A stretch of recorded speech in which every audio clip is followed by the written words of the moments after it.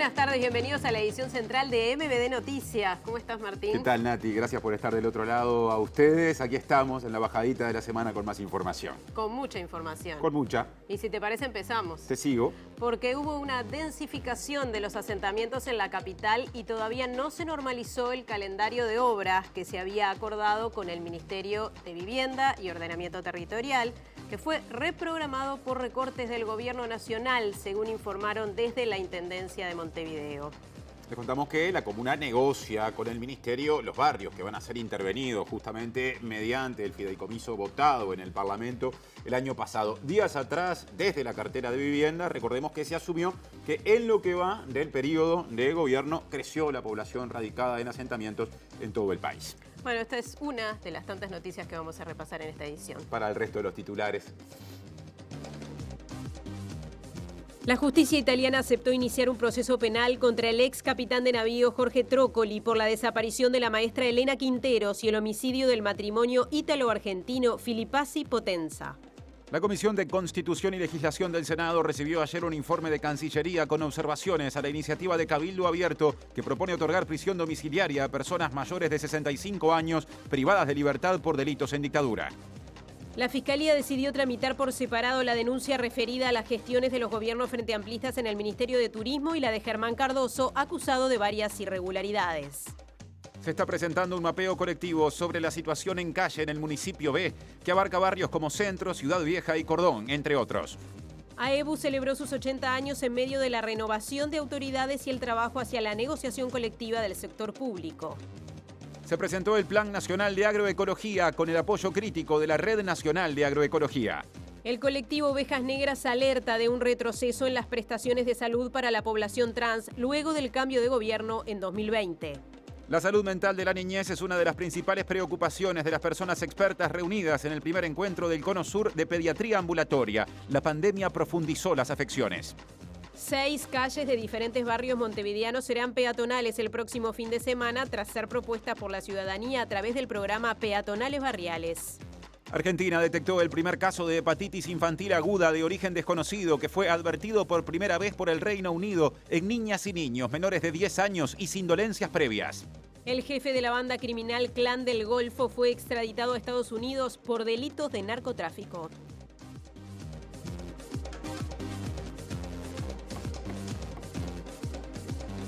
Bueno, muchas noticias para compartir, como decíamos, con toda la audiencia que está del otro lado y también con quienes nos están escuchando a través de Uniradio. 107.7 FM, como siempre aclaramos, tanto en Montevideo como en el área metropolitana. Bueno, aparentemente nuevo juicio en Italia contra el represor uruguayo Jorge Trócoli. Se dijeron varias cosas, ¿no? Se han dicho varias cosas que compartimos a continuación. Escuchando testigos específicamente sobre el tema de la desaparición de Elena Quinteros y del homicidio, de la desaparición a través del homicidio de Rafael Filipazzi y Agustín Potenza. Se hace aquí lo que no se pudo hacer en América Latina porque Trócoli se escapó.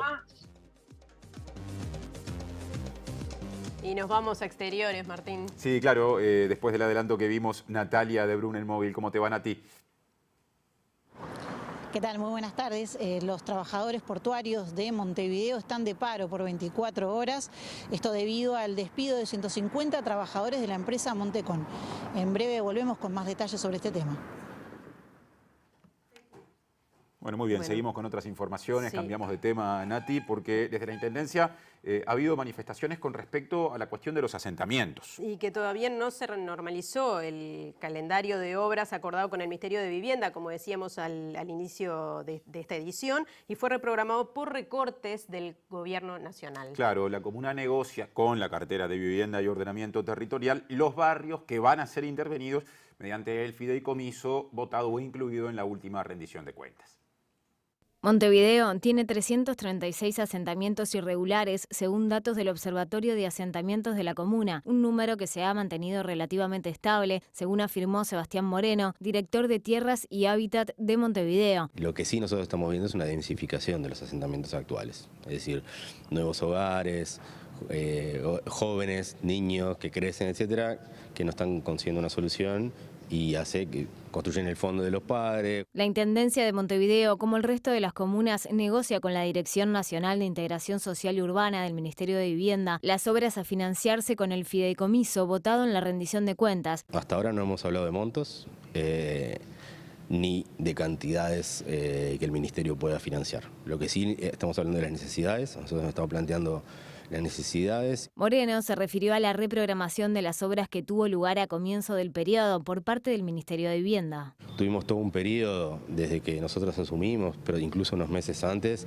en donde las negociaciones con el Ministerio de Vivienda estaban más que complicadas, ¿no? Directamente con obras detenidas, que no se podía avanzar con lo ya firmado. Recién ahora estamos en condiciones de empezar lo ya firmado hace años, ahí ya tenemos un atraso bastante importante. En particular hay algunas obras de regularización de asentamientos que habían sido reprogramadas. Estamos buscando a través del diálogo con la INISU que puedan volver a traerse, digamos, algunas obras que se habían llevado para el periodo siguiente en la programación del Ministerio de Vivienda. Ahora les contamos que la justicia italiana aceptó comenzar un nuevo proceso penal contra el capitán de navío Jorge Néstor Trócoli. Esto debido a la desaparición de la maestra Elena Quintero y aparte al homicidio del matrimonio ítalo-argentino conformado por Rafaela Filipazzi y José Potenza. El abogado Andrea Speranzoni, querellante en la causa, expresó satisfacción por esta decisión. Una máxima satisfacción porque será posible, reputo, probar la responsabilidad de este imputado y de otro del sistema represivo uruguayo del tiempo, por el caso Quintero por un lado y por el caso Filipazzi y Potenza por otro lado. Somos antes un grave crimen de lesa humanidad que la justicia internacional no puede ignorar. El juicio contra Trócoli comenzará el 14 de junio e incluirá la citación de varios testigos cuyo testimonio fue obtenido por la Fiscalía Romana en la investigación preliminar. El fiscal realizó varias rogatorias internacionales, escuchando testigos específicamente sobre el tema de la desaparición de Elena Quinteros y del homicidio, de la desaparición a través del homicidio de Rafaela Filipazzi y Agustín Potenza. Por lo tanto, tenemos una parte de documentación probatoria originada del juicio Cóndor, pero también otra parte muy importante que encontró, son nuevas pruebas encontradas e investigadas del fiscal de Romer Miñonello. Bueno, y seguimos en el tema porque Jorge Iturburu, integrante de la organización 24 de marzo de Argentina, afirmó que la decisión de la justicia italiana permitirá juzgar 3 crímenes que quedaron impunes en América Latina. El Estado uruguayo se presentó como parte damnificada. El caso Quintero, pero también Filipazzi y Potenza, son juicios que no han existido. No hay un juicio Potenza o Filipazzi en Paraguay o en Argentina, no lo hubo en Uruguay. Lo mismo para Quintero. Se hace aquí lo que no se pudo hacer en América Latina porque Trócoli se escapó. Las familias Filipazzi y Potenza se presentaron hoy como querellantes en este juicio y fueron admitidas. Lamentablemente no encontramos a familiares de Quinteros. Esperemos que otras asociaciones uruguayas puedan pedir justicia por Quinteros en este juicio. Iturburu explicó que en el caso de la maestra Elena Quinteros, el Estado uruguayo no se presentó como querellante, sino como parte damnificada. La parte damnificada asiste pasivamente al juicio, puede presentar un escrito al principio y uno al final, pero no puede presentar testigos ni interrogar a testigos. El Estado de Uruguay se presentó de este modo, pero por lo menos está presente. El Estado argentino no está presente. El Estado italiano, en cambio, el presidente Mario Draghi firmó para que el Estado italiano se presentara como querellante, que puede traer testigos, hacerlos viajar, traerlos aquí, interrogarlos, presentar escritos y pruebas. Tiene un rol más activo el Estado italiano que el Estado uruguayo, que el Estado argentino. Hoy, Martín, vamos de nuevo al contacto con nuestra compañera Natalia de Brun. Vamos nomás, Natalia, ¿cómo seguimos? Bien, bueno, yo les adelantaba que se está cumpliendo por estas horas un paro de 24 horas de los trabajadores portuarios, un paro que comenzó hoy a las 3 de la tarde y termina mañana a las 3 de la tarde.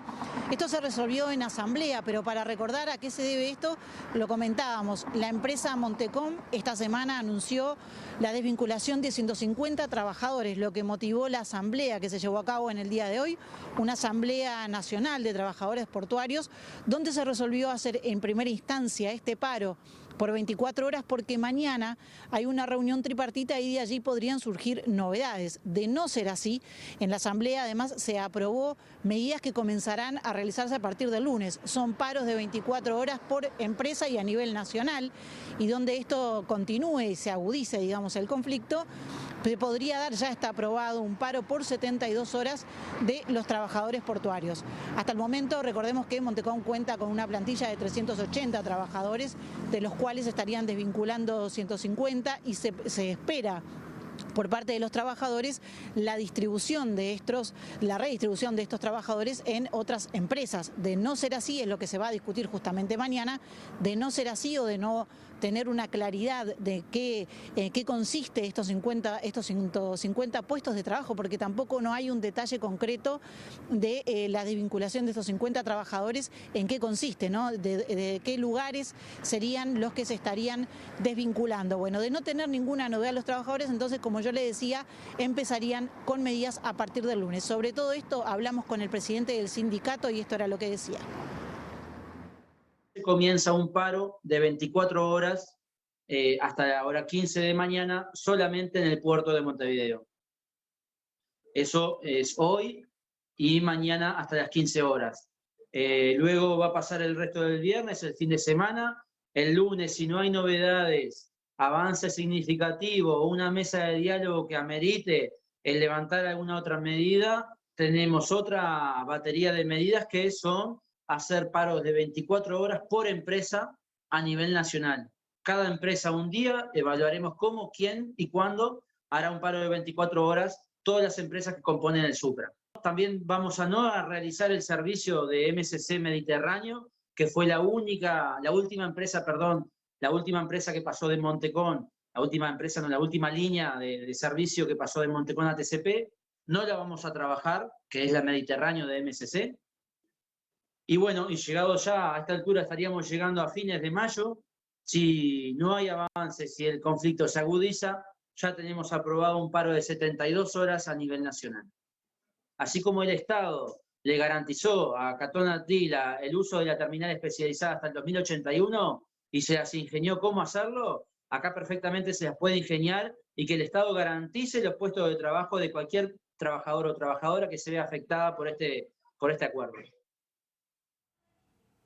Bueno, muchas gracias, Natalia. Seguimos con otra información, sí, porque la Comisión de Constitución y Legislación del Senado recibió ayer un informe de Cancillería sobre la iniciativa de Cabildo Abierto de otorgar prisión domiciliaria a condenados y procesados mayores de 65 años que beneficiará a represores recluidos en la cárcel de Domingo Arena. Este informe sugiere que se le solicite a la Corte Interamericana de Derechos Humanos la opinión sobre la compatibilidad entre el proyecto de ley y los tratados internacionales firmados por Uruguay. El periódico La Diaria informó que el documento de Cancillería incluye observaciones sobre las implicancias del proyecto.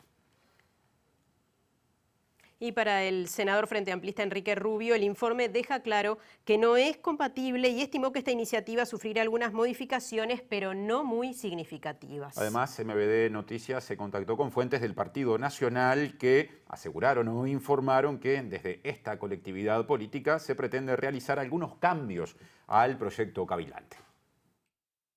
Llegó al Parlamento un pronunciamiento de relatores de Naciones Unidas contrario al mismo. Y entonces queríamos ver qué opinaba, qué compromisos significaba para el Uruguay o qué efectos podía tener la aprobación de un proyecto de estas características.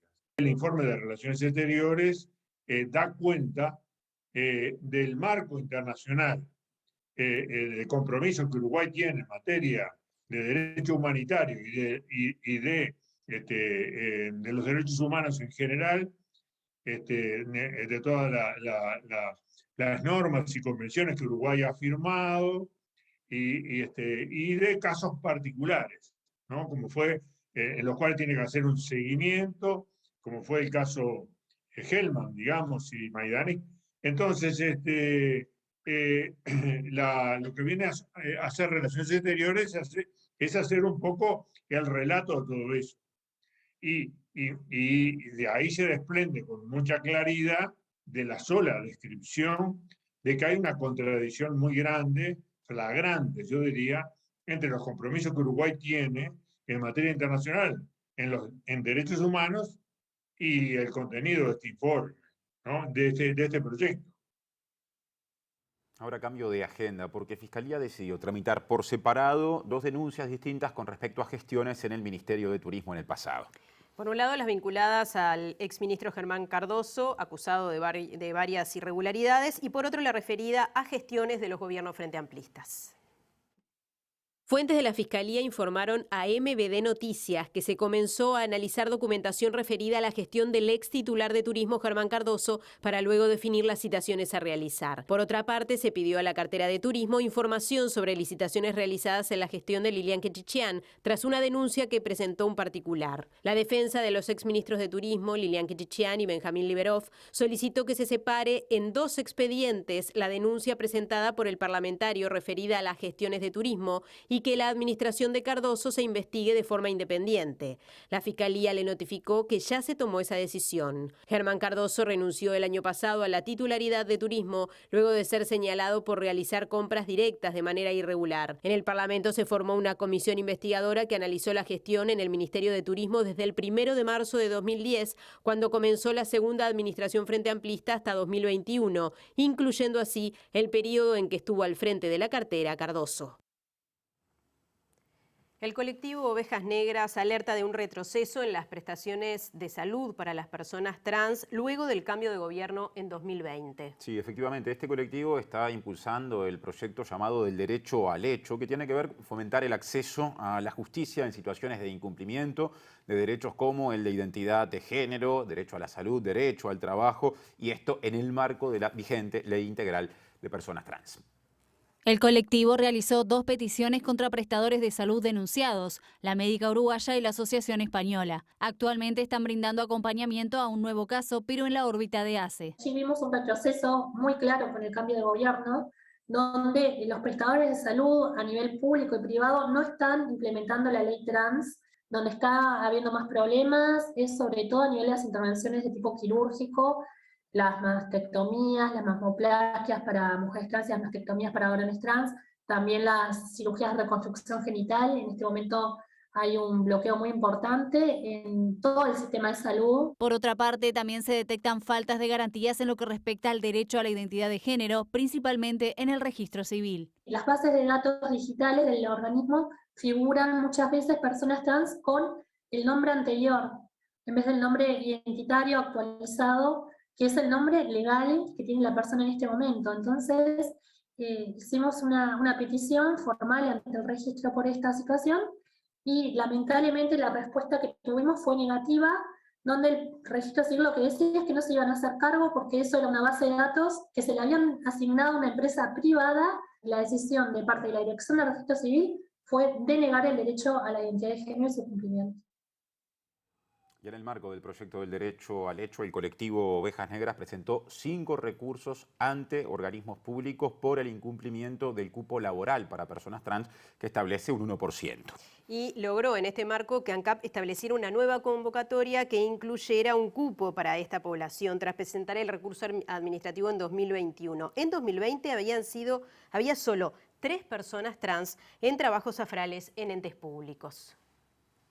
Los recursos por incumplimiento del cupo laboral en llamados públicos se presentaron en el Instituto Nacional de Estadística, ANEP, ANCAP, Dirección Nacional de Bomberos del Ministerio del Interior e INAU. En el caso de ANCAP, bueno, vimos que había un llamado que no cumplía el cupo laboral para personas trans, y había una persona trans que estaba interesada en ese llamado, que cumplía los requisitos, tenía el perfil solicitado en las bases del mismo, y esa persona, con asesoramiento de nuestro colectivo, recibió apoyo jurídico para presentar un recurso administrativo solicitando la revocación del llamado tanto el área jurídica como luego el directorio avalaron que efectivamente se estaba incumpliendo la ley integral para personas trans, dieron de baja el llamado y lo volvieron a publicar de forma rectificada, incluyendo el cupo laboral para personas trans, lo cual es un avance y marca un precedente muy positivo. Y en el caso de ANEP sucedió también lo mismo, solamente que hay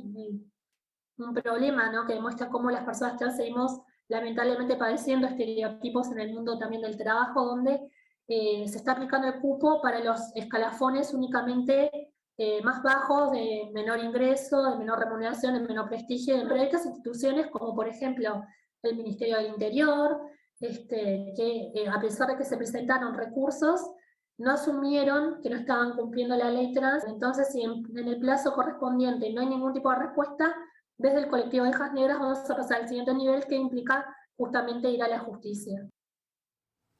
Bueno, y hay más información desde exteriores, Martín. Está pronta desde otro de nuestros móviles, Mariana Abreu. ¿Cómo te va, Mari?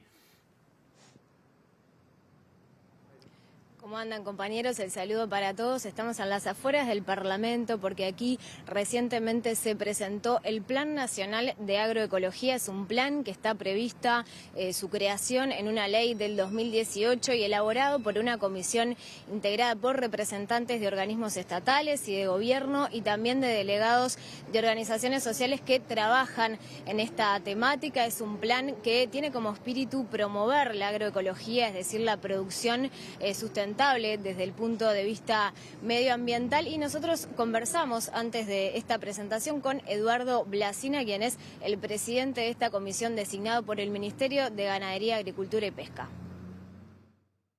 El plan tiene 5 grandes lineamientos. Uno que se plantea promover la producción agroecológica, estimular la producción agroecológica. Un segundo que refiere al acceso, ya que si va a haber más producción es importante que también la gente tenga acceso. Ahí, por ejemplo, el acortamiento de las cadenas, el lograr un vínculo más cercano entre productores y consumidores es muy importante. Tiene un tercer componente que refiere a los recursos genéticos, revalorizar y preservar y desarrollar recursos genéticos nativos o que llevan mucho tiempo en el país, que están adaptados. Tiene un cuarto componente que refiere a investigación, educación, extensión, que es un pilar imprescindible para el desarrollo de una agroecología con una base sólida científica. Y tiene un quinto componente que refiere a la gobernanza y a la comunicación. El presupuesto que nos fue asignado es un presupuesto que es muy pequeño.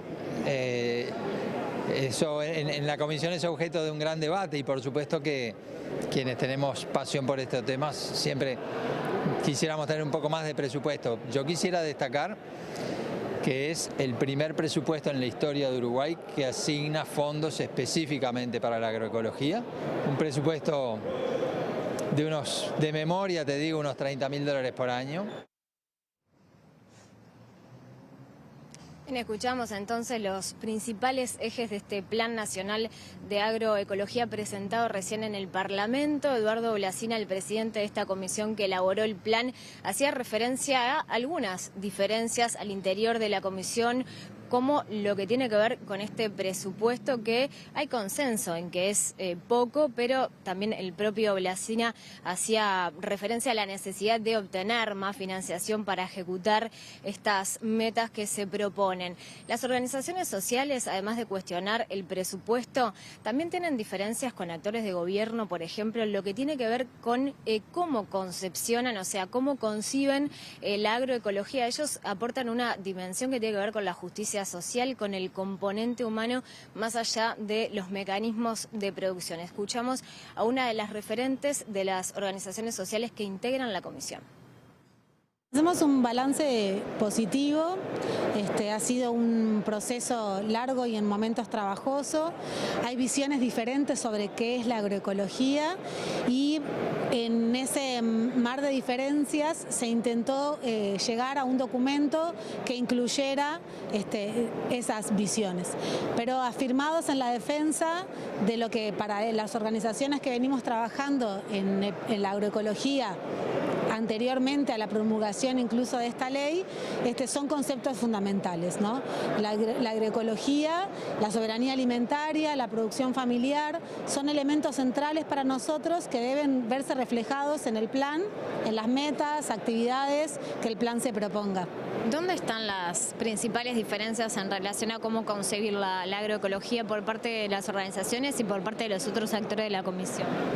Creo que una de las diferencias está en que las organizaciones visualizamos la agroecología como un movimiento que va más allá de los aspectos técnico-productivos, involucra cuestiones de justicia económica, de justicia social. Ambas partes cedimos y de una manera como madura es importante entender que hay diferentes visiones, aceptar esas diferentes visiones y negociar para poder responder a lo que la ley mandata, que es la generación de una política pública que apoye a la producción agroecológica.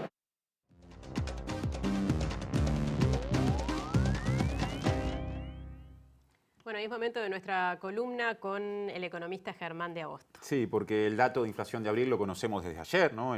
La cifra oficial, y aparte hay previsiones del sector privado, ¿no? De empresarios, empresarias, rumbo a lo que viene este año, incluso un poquito más allá o bastante más allá de todo esto. Habla Germán de Agosto. Germán, ¿cómo te va? ¿Cómo andan? ¿Todo bien? Todo bien. Viste que enumeramos una cantidad de cosas. ¿Por cuál empezás? Y vamos a empezar primero por analizar el dato y lo vamos a comenzar a analizar desde la perspectiva mensual. Desde la perspectiva mensual lo que tenemos es un aumento de 0,5% de la inflación. Eso fue más bajo de lo que estaba previsto y la mitad de ese aumento, del aumento mensual, se explica por el rubro de transporte, que es el rubro que recoge justamente los aumentos, por ejemplo, a nivel de los combustibles. Entonces, desde la dinámica mensual, el 50% del dato se explica justamente por el rubro transporte. Pero si miramos al rubro de alimentos, que venía siendo uno de los rubros que más presionaba, y de vuelta seguimos poniendo el foco sobre la dinámica mensual, lo que tenemos es que los alimentos cayeron. En promedio cayeron 0,4, que es lo que está resaltado ahí en el medio. Y esa caída se compone de distintas variaciones. Si miramos hacia aquel lado, tenemos una importante variación en lo que refiere a las frutas y verduras, que en particular las legumbres y hortalizas cayeron casi un 8% en términos mensuales. Son cifras altas para justamente la perspectiva mensual. Tenemos la carne también con caída mensual, recogiendo justamente el impacto de los acuerdos y del IVA, pero ese mismo impacto de los acuerdos y las medidas que fueron desplegadas no se observan a nivel de otros alimentos, en particular pan, lácteos y también aceites y grasas, que tuvieron aumentos mensuales superiores al 1%. Meto una cuña ahí. Los acuerdos de pan, pasta, fideos son más recientes que el de la carne. No está agarrando todo, justamente lo de la carne fue lo primero, lo que inauguró toda esa sucesión de medidas que fuimos conociendo durante abril. Probablemente haya algo de esto, pero lo que tenemos hoy es que la foto es que los alimentos en el mes tiraron hacia abajo con una variación de 0,4%. Ahora, pasando a la siguiente placa, lo que vamos a analizar ahora es, bueno, desde la dinámica anual o interanual, eso quiere decir comparando con abril del año pasado, dado que este dato en particular estuvo bastante afectado por lo que vimos recién, por la situación de las frutas, las verduras y la carne, que es lo que a veces los economistas sacamos, ¿sí? Porque justamente tienen variaciones muy volátiles. Entonces, para entender un poquito más por dónde vienen las presiones y si efectivamente las presiones del núcleo de precios están aumentando, recurrimos a esta medición que es la medición subyacente o tendencial. Básicamente, para ponerlo en términos simples, todo lo que es más estable dentro de la canasta de consumo queda reflejado en ese indicador y lo que está mostrando es que justamente, si bien la inflación anual vieron que permaneció estable en el nivel que tenía en marzo, 9,4%, la inflación tendencial, lo que nos da la pauta de cómo vienen evolucionando las presiones inflacionarias, viene aumentando. O sea que eso es como una señal de alerta pensando en términos de perspectiva. Si ahora nos mantenemos también dentro de lo que es la dinámica interanual y pasamos a la siguiente placa, hoy hay muchas placas, ¿sí? Lo que tenemos son dos componentes que son los dos componentes que vienen empujando la inflación. En particular el rubro de alimentos, que es el verde que estamos viendo, con una inflación anual del entorno del 12%, a pesar de que bajó en términos mensuales, cuando lo comparamos en relación a un año atrás, seguimos teniendo un aumento de 2 dígitos, y en particular el transporte, que aumentó casi un 14%, y ahí lo que vemos también es el efecto de los combustibles. En particular, comparado con abril del año pasado, tenemos un aumento promedio de los combustibles del orden del 36%, con el gasoil llegando al 46%. O sea que de la perspectiva interanual, lo que tenemos son estas dos dinámicas que son las que vienen como empujando la inflación en términos anuales. ¿Y esa leve mejora de la inflación que no se refleja en estos datos interanuales tiene algún efecto en la población, sobre todo en la más vulnerable? Y todavía no necesariamente no hace más acuciante la situación, porque de hecho viste que hay una leve moderación sobre el rubro de los alimentos, que es donde los hogares más vulnerables destinan cerca del 35% de su gasto, pero sigue siendo un crecimiento que está por encima del 12% y que si nos metemos, por ejemplo, dentro de lo que es la canasta básica, que es la que se utiliza para medir, por ejemplo, la línea de pobreza, tenemos que los aumentos de algunos productos siguen siendo de dos dígitos y que ninguna de las medidas que se tomó, obviamente, como hemos discutido, alivia esa situación, porque para aliviar esa situación, más allá de rebajas y ese tipo de acuerdos, lo que y eso es una opinión personal, pero creo que es compartida dentro de lo que son los colegas, es que se necesitan medidas más focalizadas de transferencia, ¿sí?, para aguantar, porque de hecho sigue aumentando al nivel del 12%. ¿Sí? Más allá de que haya una caída leve o en términos mensuales una caída, seguimos teniendo variaciones muy importantes de los rubros más sensibles desde la perspectiva de la población más vulnerable. Ahora, Germán, ¿qué pasa con las expectativas del sector privado, del sector empresarial sobre la inflación?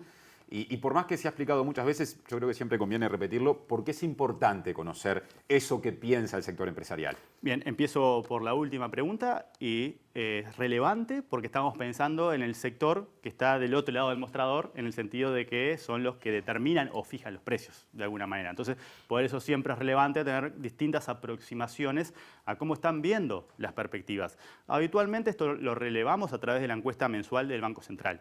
¿Sí? Pero lo que tenemos hoy es que conocimos, si vemos la siguiente placa, una encuesta de expectativas empresariales que divulga cada 6 meses la consultora Exante, que nos permite, por ejemplo, ver qué están pensando. ¿Sí? Son más o menos más de 300 ejecutivos y gerentes de empresas representativas lo que están contestando estas preguntas que vamos a ver ahora, que justamente nos dan la pauta de que esta inflación o este empuje inflacionario no es tan transitorio como podríamos pensar y que la inflación efectivamente se va a mantener en torno del 9%. ¿Sí? Si nosotros miramos, por ejemplo, ahí les preguntan, bueno, ¿en qué nivel visualiza la inflación de acá a fin de año? Y lo que tenemos es que la mayoría, que es donde se concentra en lo que está marcado en rojo, está pensando en una inflación que se ubica entre el 8 y el 10%. O sea que vamos a tener una moderación. Probablemente si vemos las expectativas mensuales nos están dando que abril podría haber sido el pico de inflación interanual, pero va a permanecer en niveles persistentemente elevados a un año.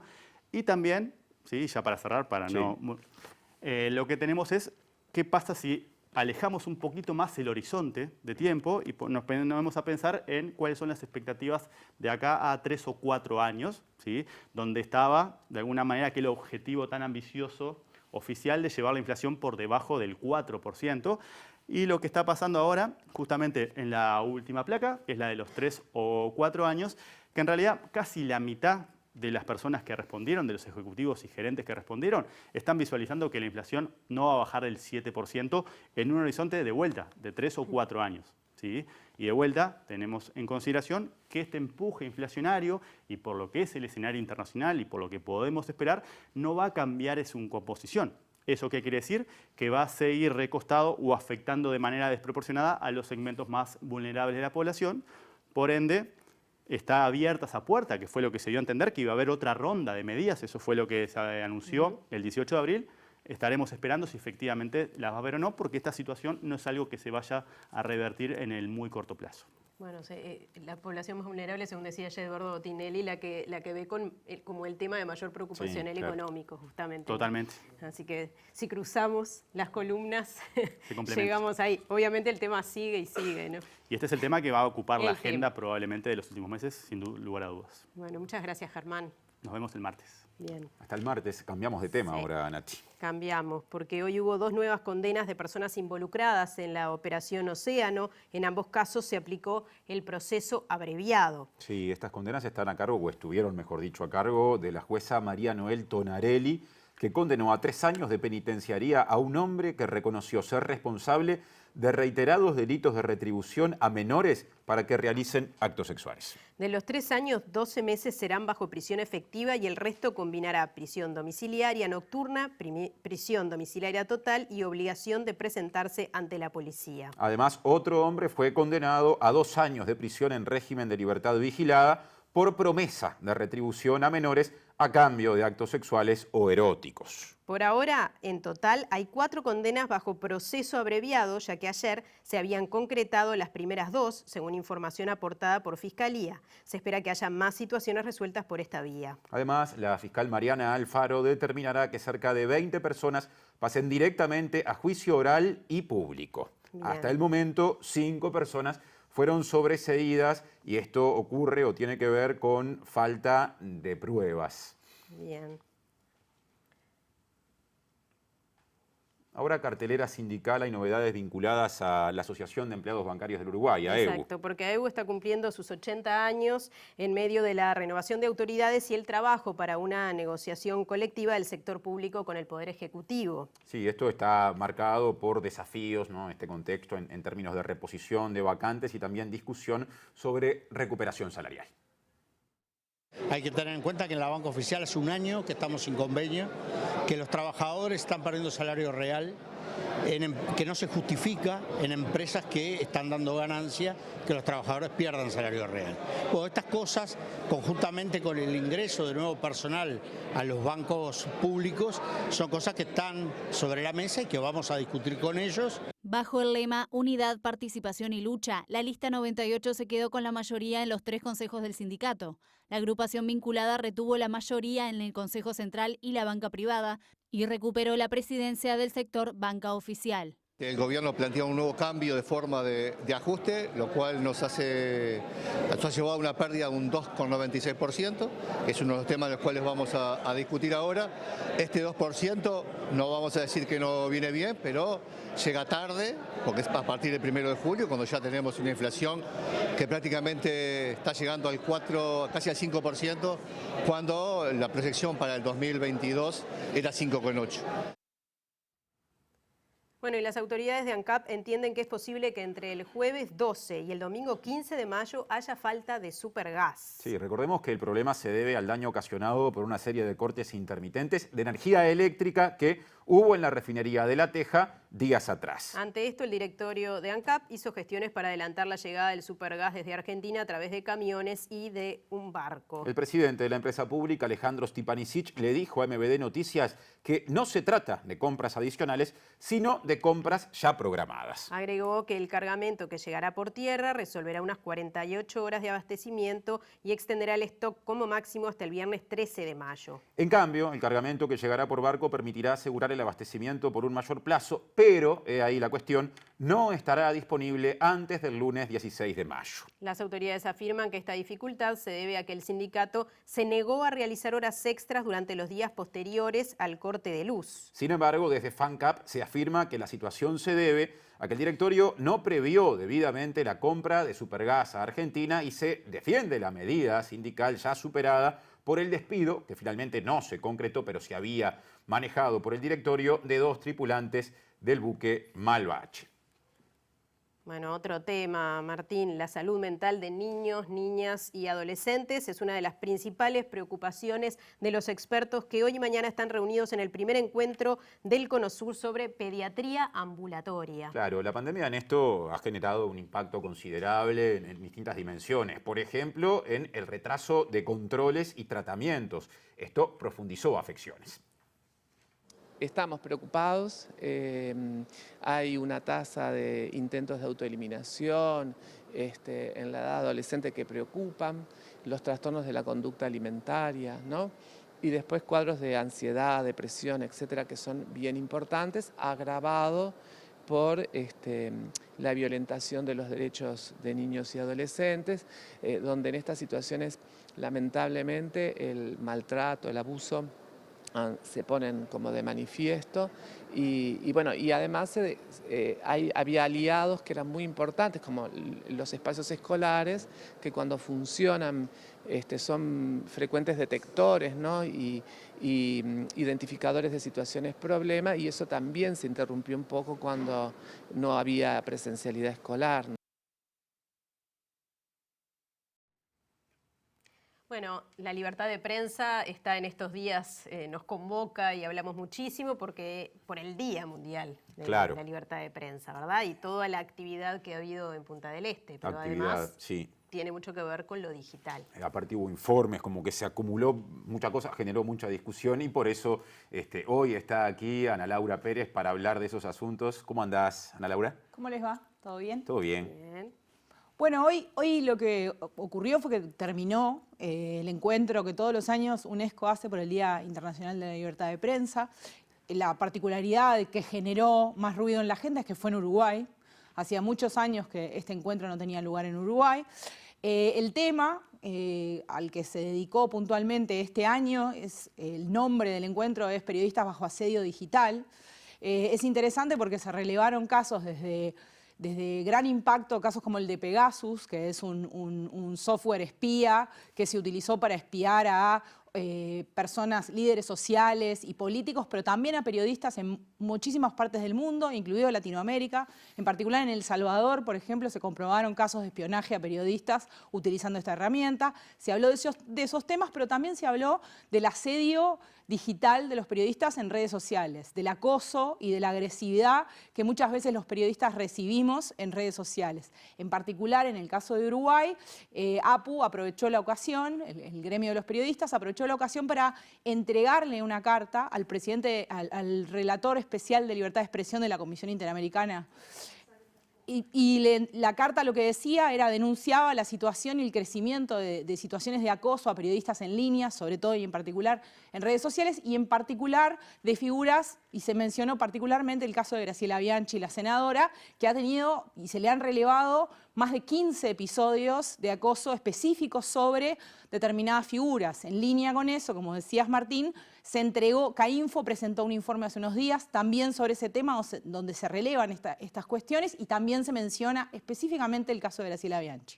Bien, ¿por qué es tan importante que en este marco se presente una declaración como esta que sorprendió bastante, ¿no? Porque además se habla de una persona específicamente, bueno, no solamente de ella, pero se hace mucho hincapié en eso. Sí, específicamente además APU lo que le pide a Pedro Vaca, que es el relator especial, es que haga lo que se conoce como una audiencia pública, o sea, que venga a Uruguay no ya a un encuentro internacional, sino específicamente a reunirse con periodistas y a relevar la situación de estos episodios, porque digamos que el acoso en línea y en redes sociales genera múltiples problemas para los periodistas, pero también para la libertad de expresión, porque genera episodios de autocensura, porque se sabe que cuando uno difunde determinadas informaciones y es acosado directamente, incluso ha habido casos no relacionados con la senadora, pero casos en general de lo que se llama doxing, por ejemplo, que es cuando se revelan datos privados de periodistas, como por ejemplo la dirección de su casa, y entonces pueden ser víctimas de acoso real, físico, por decirlo de alguna manera.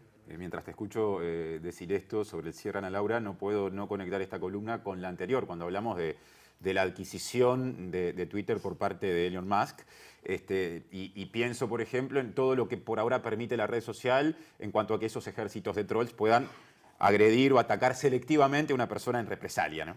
Bueno, otra cosa que se habló y que fue interesante fue que distintas figuras que representan a organismos, en particular la relatora especial de libertad de expresión de Naciones Unidas, que participó del encuentro, pusieron sobre la mesa que tal vez sea importante empezar a discutir el concepto de libertad de expresión desde otras miradas y empezar a pensar que tal vez para algunos grupos con mayores grados de vulnerabilidad, como son las mujeres, las personas trans, las poblaciones indígenas, afrodescendientes y muchísimos otros colectivos, en realidad hablar de libertad de expresión en términos más generales los deja fuera y que muchas veces son ellos las víctimas más profundas del acoso en línea y de este tipo de cosas, de estas campañas, lo que se llama comportamiento inauténtico en redes, que es estas campañas que quieren hacer parecer que son orgánicas, pero que en realidad están dirigidas y diseñadas automáticamente.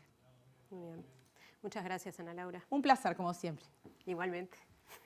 Y antes de cerrar el bloque cambiamos otra vez de asunto. Sí, exactamente, porque el Partido Comunista del Uruguay emitió hoy un comunicado ante las denuncias de violencia de género que recibió en la justicia el diputado Gerardo Núñez, representante de ese sector en la Cámara de Representantes. En el documento se respalda en todos sus términos los dispositivos previstos en la ley número 19.580, o sea, Ley de Violencia hacia las Mujeres basada en género. Estos dispositivos, estas disposiciones en todo caso garantizan un correcto tratamiento de las denuncias.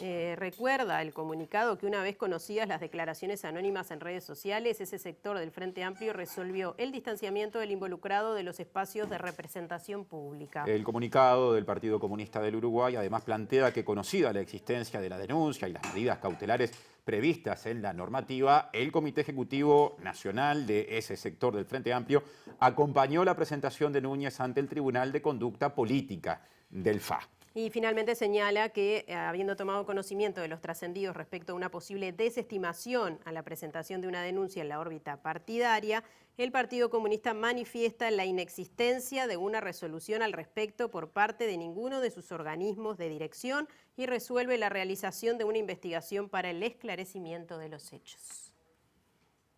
Y hasta aquí nuestro primer bloque. Exacto, vamos a una tanda, pero seguimos con mucha más información.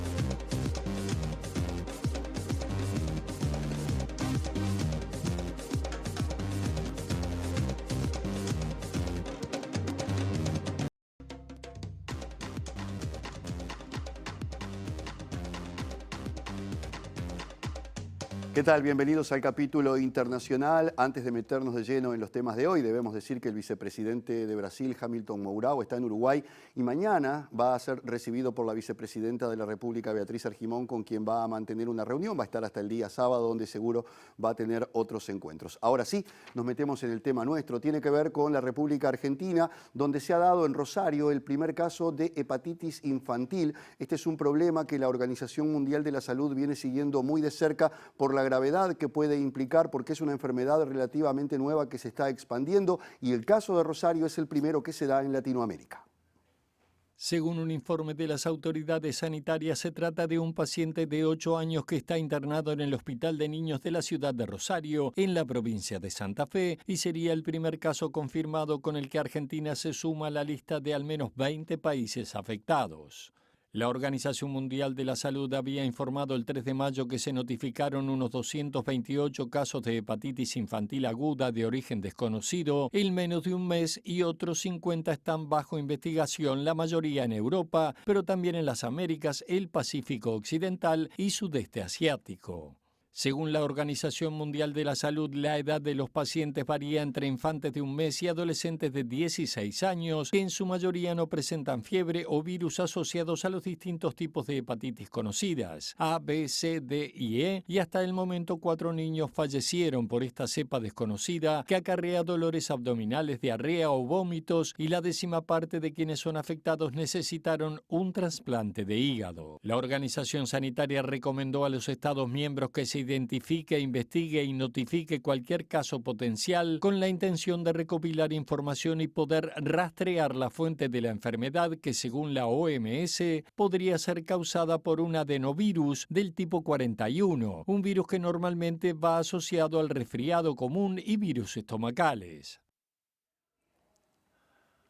Dairo Usuga David, más conocido como Otoniel, era el capo narco más importante de Colombia y fue extraditado a Estados Unidos. El presidente Iván Duque lo comparó con Pablo Escobar, integró el Ejército Popular de Liberación, fue guerrillero, integró las autodefensas campesinas, fue paramilitar y ahora lideraba un grupo narco con nexos con los cárteles mexicanos. El problema es que ese hombre sabe mucho, sobre todo de 60 militares, políticos y otras empresas que estarían involucradas en armar precisamente a las fuerzas paramilitares. Por eso en Colombia reclamaban que antes de comparecer ante los juzgados en Estados Unidos lo hiciera en su país.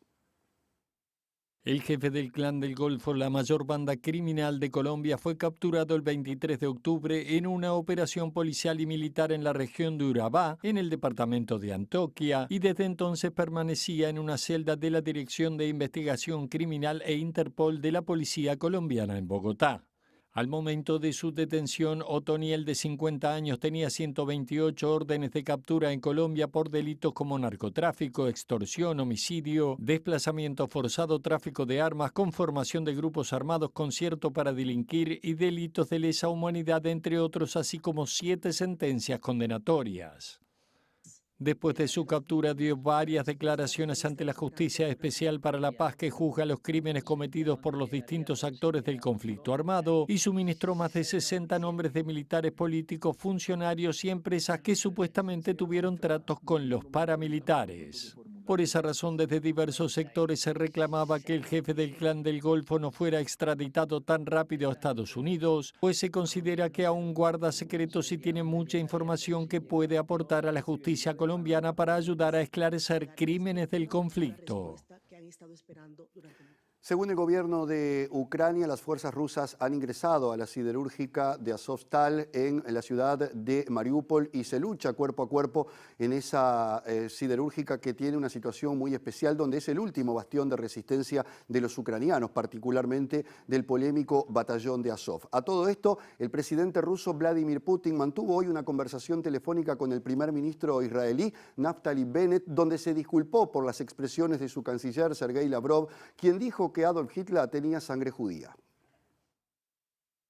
El Ministerio de Defensa de Ucrania aseguró este jueves que las tropas rusas han asaltado la planta de Azovstal y están bloqueando y tratando de eliminar con el apoyo de aviones a las fuerzas ucranianas, tras haber acordado con Moscú un alto al fuego para permitir más evacuaciones, pero Kiev denuncia que los rusos han incumplido y que hay combates ya dentro del complejo siderúrgico. En un video grabado durante la noche, un comandante del batallón de Azov, Denis Prokopenko, aseguró que las tropas rusas habían entrado en la acería y habló de batallas duras y sangrientas, sosteniendo que la situación es extremadamente desafiante, pero que los defensores de la planta siguen manteniendo su lucha. En otro orden, tras su comunicación telefónica con el presidente ruso Vladimir Putin, el primer ministro de Israel, Naftali Bennett, aseguró que el mandatario se disculpó por los recientes comentarios de su canciller Sergei Lavrov, quien dijo que Adolf Hitler tenía orígenes judíos, señalando que aceptó la disculpa y agradeció a Putin por aclarar su posición. El presidente de Ucrania, Volodymyr Zelensky, informó que habló con el primer ministro israelí, con quien discutió sobre los comentarios escandalosos y completamente inaceptables del ministro de Exteriores ruso, y aunque no publicó los detalles de la conversación con Bennett, sostiene que el asunto ha causado una gran tensión entre Israel y Moscú, lo que llevó al gobierno israelí incluso a plantearse a enviar ayuda militar a Kiev, lo que motivó las acusaciones de Moscú hacia Israel de apoyar a un régimen neonazi como el de Ucrania. Volvemos al ámbito nacional con temas vinculados a la educación, porque la representación docente de la ANEP cuestionó que el marco curricular nacional recientemente aprobado se base en competencias. El documento es parte fundamental de los planes de reforma educativa y recibió el voto negativo de los consejeros Julián Mazzoni y Daisy Iglesias. Si yo le doy lectura a algunas de las competencias, ustedes se darán cuenta que nadie puede estar en contra, pero nadie sabe bien qué se quiere hacer o decir con ellas. Ejemplo, al desarrollar esta competencia, la persona, competencia en comunicación, interactúa con otros interlocutores a través de textos múltiples, de modalidades, de formatos. Esto, y es el problema de las competencias, puede decirse para un bachiller, puede decirse para un estudiante del ciclo básico, puede decirse para un estudiante inicial o puede decirse para un estudiante de segundo año de escuela. ¿Cuál es el problema de las competencias? Que estas grandes formulaciones orientadoras no entran en lo interno de qué contenidos enseñar y qué disciplinas enseñar. Por fuera de este asunto, Iglesias y Mazzoni también cuestionaron la forma como se está instrumentando el reconocimiento mediante título universitario de las carreras docentes. Afirmaron que en dicho proceso el Ministerio de Educación y Cultura viola la autonomía de la ANEP y que no se resuelve la situación de quienes ya tienen títulos expedidos.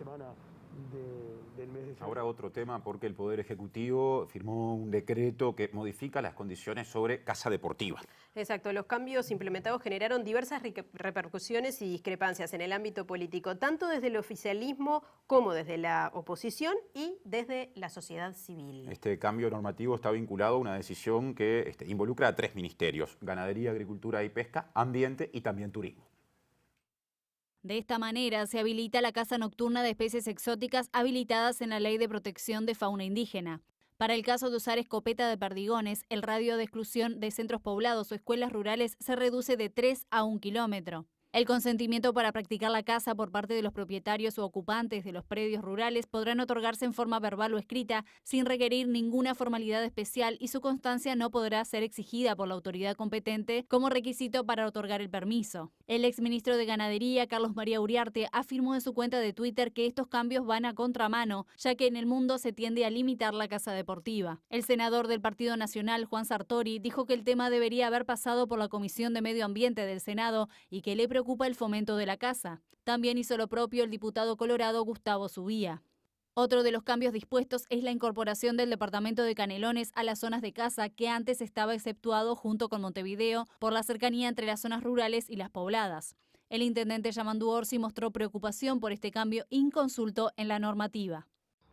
Me preocupa, no sé bien cuál es la puntería, parece una ironía esto, en esto de ampliar la actividad de caza también para el departamento de Canelones con las nuevas características, hasta permitiendo 1 kilómetro de los centros poblados y las escuelas. A mí fue un error, creo que se le escapó a los 3 ministros que firmaron esto, las características de un departamento como Canelones para habilitar esta actividad que puede ser muy exitosa. Yo no estoy yendo al fondo del asunto, pero me parece que debieron haber hablado con nosotros. Bueno, y se está organizando un operativo para evitar la rotura de silos de plástico y el robo de soja. Sí, al frente de todo esto está el Ministerio del Interior, que moviliza a distintos cuerpos policiales, ¿no? Están involucradas las jefaturas de policía de los departamentos de Colonia, San José y Soriano, pero además la Guardia Republicana, la Policía Caminera y la Prefectura Nacional Naval. La Dirección de la Policía Nacional planificó una operación a nivel de toda esta región y la estamos llevando al terreno. Este tipo de operativo fue instaurado por el Poder Ejecutivo desde 2020 y tiene como objetivo evitar que se roben bolsas de soja desde los silos de plástico, como lo explicaron Cecilia Carballo, coordinadora de la Asociación de Comerciantes de Granos, y Nicolás Pera, gerente del grupo agrícola francés Louis de Fruits. En esta reunión lo que se procuraba era, primero, dimensionar lo que va a ser esta cosecha de soja de nuestro país, darle la dimensión, valorizarla.